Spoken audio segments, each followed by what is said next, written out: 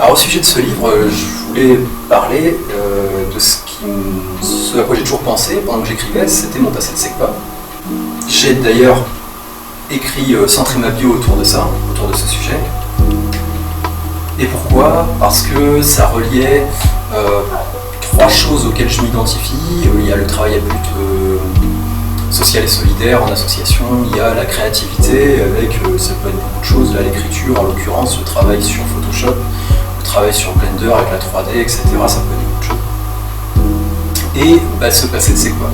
Concrètement, pour relier ces trois sujets-là, on ne peut pas forcément avoir a priori quelque chose ensemble. En fait, si dans le domaine de l'éducation tout peut avoir un rapport, c'est par exemple d'offrir des exemplaires de ce roman à des établissements qui ont donc des classes SECPA, je crois que c'est section d'enseignement général et professionnel adapté, le temps que ça me revienne. Et son équivalent pour les écoles primaires, ULIS, qui est unité localisée pour l'intégration scolaire, il me semble. Ça je connais pas, je connais que les classes SECPA. Et ce livre justement tourne autour d'une chambre qui, de manière imagée, est un petit peu une classe de SECPA à mon sens, dans le sens où ils sont peu nombreux dans la chambre.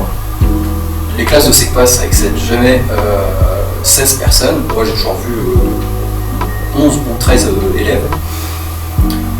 Et des personnes qui ne s'intègrent pas bien au monastère, qui ne deviendront jamais des moines comme il faut, pour des raisons complètement différentes les uns des autres. Et en ça, c'est aussi une classe de SECPA, parce que dans une classe de SECPA, on va trouver un peu de tout.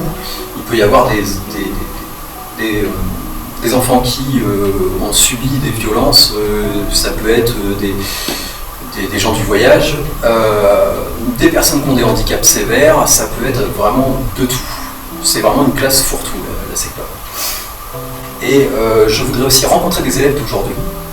Ça c'est un projet aussi, qui fait partie du même projet, pour, je sais pas, peut-être éveiller une curiosité, une envie d'apprendre autre chose de voir autre chose que les choses de l'ordinaire. Par exemple, s'intéresser à la philosophie, s'intéresser à l'art, s'intéresser à la culture, plein de choses. Voilà, je sais pas ce que ça pourrait donner, mais moi je sais que ça m'a inspiré de voir des artistes, que ce soit peintres, chanteurs, musiciens, n'importe, venir dans les classes et montrer leur travail.